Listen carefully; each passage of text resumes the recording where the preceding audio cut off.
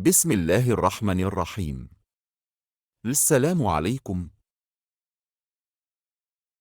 So as you see, my beloved brothers and sisters, the Prophet ﷺ has made it very clear that Islam is based upon justice.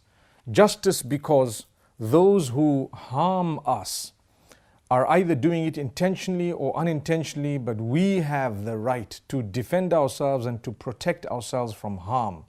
And this is why there are so many examples that are cited in the books of fiqh and in the books of hadith as well, explaining this beautiful hadith. I give you one more example. If a person has children and doesn't get along with one or two of his children and decides he wants to give more in terms of inheritance to a specific child in order to block another child, then Allah subhanahu wa ta'ala steps in and prohibits that. And He says, you're not allowed to do this because you want to harm one when Allah decided what to give that person and you're trying to actually get away from it. So Allah says, you're not allowed to do this. The same would apply if a person were to try and harm someone else in any way whatsoever. You can think of so many examples.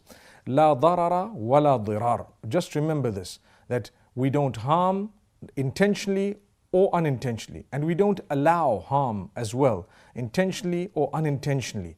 We have to, as Muslims, be from among those who save others from harm. So much so that the reward of protecting another person from harm is so great that one could earn entry into Jannah simply by protecting others from harm.